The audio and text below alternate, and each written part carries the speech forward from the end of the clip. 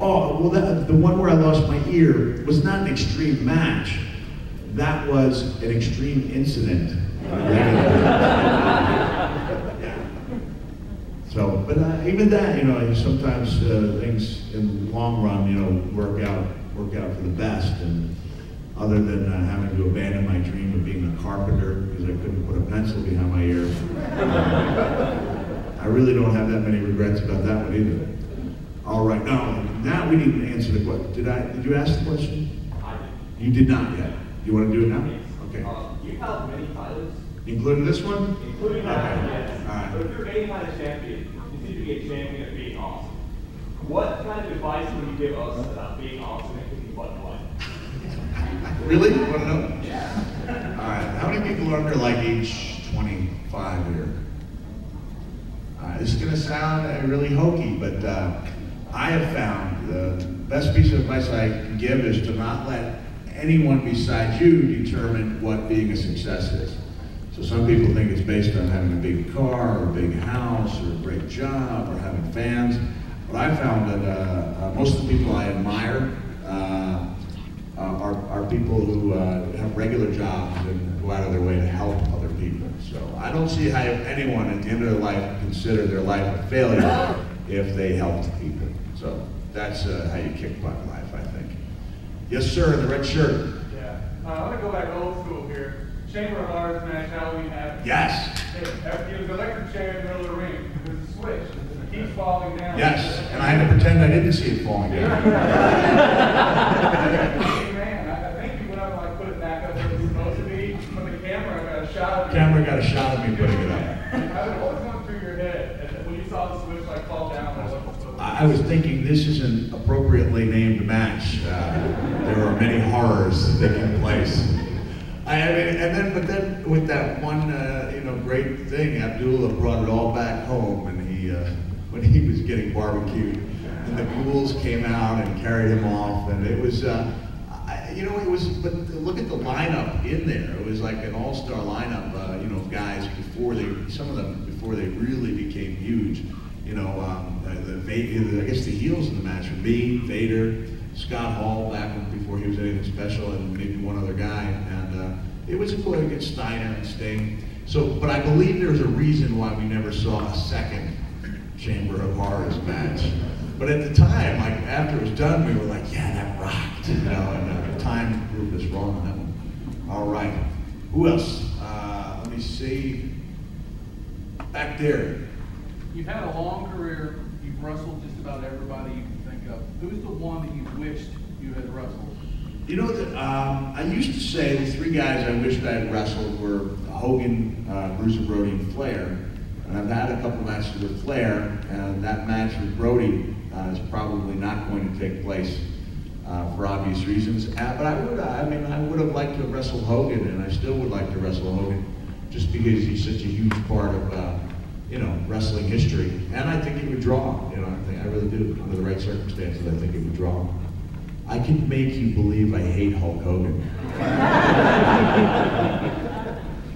All right, anybody else? All right, wait, somebody's raising a hand while videotaping? You're gonna go, no, that's all right. But you're gonna go back at a later time, and you're gonna watch this speech. I feel so sorry for you. No, go ahead. Question, out of everybody in the business, who would you say is the nicest guy and not so nicest guy? Oh man, yeah, I'd like to think I'm close to one of those lists. Bobby Eaton was always a really nice guy. There's a lot of nice guys, but he would went above and beyond. Like somebody would have a tear in their tights, and he would have a sewing kit. I'm told that Christopher Daniels is the same way, where he seems to have anything that anybody asks for. But Bobby would buy you, a meal without you asking for it. There was a guy, asking for money or alcohol, and I don't know if that's the best way to treat that ailment. But Bobby not only bought him a bottle, he got him a hat, some food, had his arm around him, and he wasn't doing it in a way to put the guy down. He just really wanted to help him. And one of my problems, if any of you saw the Heat Seekers show on Legends, is that I tend to like almost everybody. Like, you know, you're kind of a rarity in the business when you like both Buff Bagwell and the Ultimate Warrior. But you know, I'd rather not talk about people. There have been a few people I didn't like. Unfortunately, they've been kind of rare. Most everybody has left a pretty good impression on me. All right, but you wanted to get that on videotape to try to. You know who I hate? Hogan.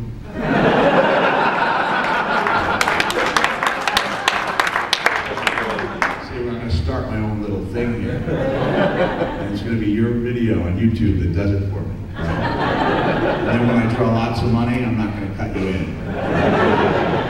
All right. Yes, sir.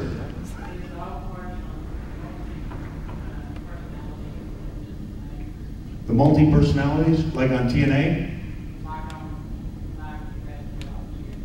Oh, the Cactus Jack, Dude Love, Mankind.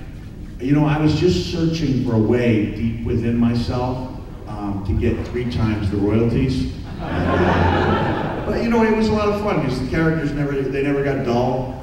I would imagine, like in the old days with the territories, I never would have changed because I probably would have been fine just being Cactus Jack for 6 months at a time. But being, you know, on national TV and being in front of people all the time kind of puts some pressure on you to change things up before people get tired of what you do. And one of the nice things about what I do at TNA is, you know, I kind of switch from, you know, there is any chance you'll see Dude Love. I was going to say absolutely not, but you never know. The only guy you won't see in TNA is Mankind because I don't own the copyright to that. So no chance of seeing Mankind, but you never know about Dude Love. Way in the back. Yeah, first time I ever remember seeing you was wrestling as Cactus Jack in the Memphis area. What are your favorite memories of the Memphis area? My favorite memories in the Memphis area besides leaving it.